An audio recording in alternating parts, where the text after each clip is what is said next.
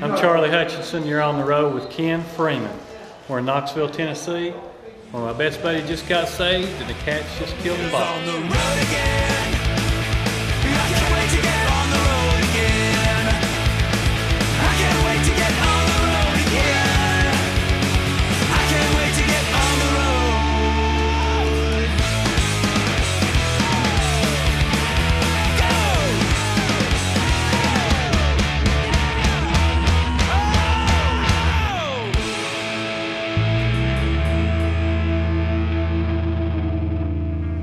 You're not going to believe where I am. Knoxville, Tennessee.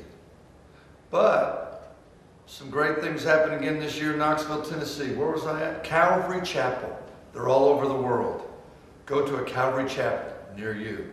It was a great time at Calvary Chapel. They opened up their doors. There's some churches that probably wouldn't let us in. We were in, what was the school? Where were we at? South Doyle High School in Knoxville, Tennessee, and I think we had about 15 or 20 students saved this week, somewhere in there. It was just a great time once again. It is unstinking real cold. That was JT that coughed. Thanks JT for interrupting my on the road. But anyway, he coughed all over the stinking camera. It's amazing how God, it was a small event, but how big things happen. This is Darren, and he's from Kentucky. He hates the Tennessee Volunteers. There you go. Darren doesn't say a lot, but he does make some motions and gestures. We're working on some of his gestures. To your mom, there it is, right there. He's learned to your mama. Darren played minor league baseball for about 13 years, and threw his life away in a lot of ways. Charlie and some friends of his have been praying for him for years. He's got an incredible mom in his life. His dad, like my dad, we've got a whole lot in common. First time I ever went to church, I had to sit up in the choir, and he was shoved to the front. And I had a Christmas tree thrown out through the front window, and he had a Christmas tree. So we are brothers from another mother. But he's laughing now, and God's really changed his life. Just fighting through a lot of things, alcohol and just depression and not feeling like he's going to be anything. Came up to church, we kind of bribed him with some Tennessee Vol, Kentucky tickets. But when it all came down to it, he really didn't even care about that game, but he still went. But let me tell you this, I think it was on Monday night, God saved him. And you can just see a difference in his life. And God's got a great plan for him. Don't know what it is. I think he could be a coach. Maybe he's going to work with teenagers. I don't know. But I think God's got his hand on him and a plan for him. And so you pray for Darren as he seeks the Lord. And pray that God will surround him with great Christian friends. But you know what's neat is Jeff was the one that got me to go to church. And his friend is Charlie. And there was also a Jeff involved in it. And that's unreal too. Both of us got a Jeff. But I watched Jeff and Charlie, both of them weep as they watched Darren give his life to Jesus. He's got more peace than he's ever had. And God's just working. And that was probably the biggest thing this week, just to see God do that. But we saw a lot of other things happen. And Calvary Chapel, we want to thank, is Matt the pastor? I think it was Matt. Mark. Was it Matt or Mark? Matt, Mark, I don't know. It both starts with an M. But Mark, we appreciate you having us in your church and opening up the door. I pray God bless your church in a great way.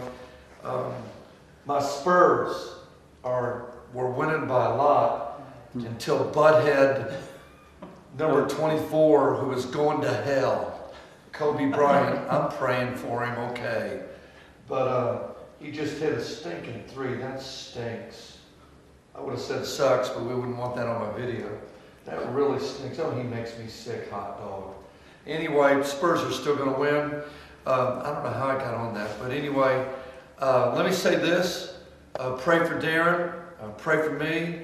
I'm getting ready to go home for a couple of days. I'll be in Corpus Christi Sunday morning, actually Cal Allen, Texas. And then dig on this. I'm going to Wyoming. I think it's another country, but I'm not sure. I'm going to Powell, First Baptist Church in Wyoming on next Wednesday. Pray for me because it's going to be cold, but I think God's going to do some great things there. We're getting ready to get busy. Look at all the blogs. JT works hard at putting these together. And just like I say, keep praying for us. What's your girlfriend's name? Elsie. Elsie. Elsie. What's up, Elsie? Hey, I'm the free bird, the free man. It's Ken Freeman. I know you have a hard time trusting the dude, but let me tell you this. He's now put his trust in Jesus. You can take that to the bank. And he's been in church Monday night, Tuesday night, Wednesday night. I think he's almost a priest, but we're not sure. But I'm here to tell you this, Elsie, he really did get saved, gave his life to Jesus. Hey, I'd love to meet you. You just pray for him. God is working in his life, and that's going to help you guys. I just threw that in on the blog. So I hope when you go there, I'm real. I mean, I'd pinch me, but it would hurt. But I am Ken Freeman, the evangelist, and this is Darren. I think he's your boyfriend, maybe at this point, who knows. But I hope that you guys just serve Jesus together, but he really did get saved. God changed him. I'm in the Shirley Jones home again. The mansion right here on earth. There's Wiley. He has so much to say. And then there's Shirley. Hello. See? Yeah. Hey. Hey, Shirley's lost 5 pounds. I have.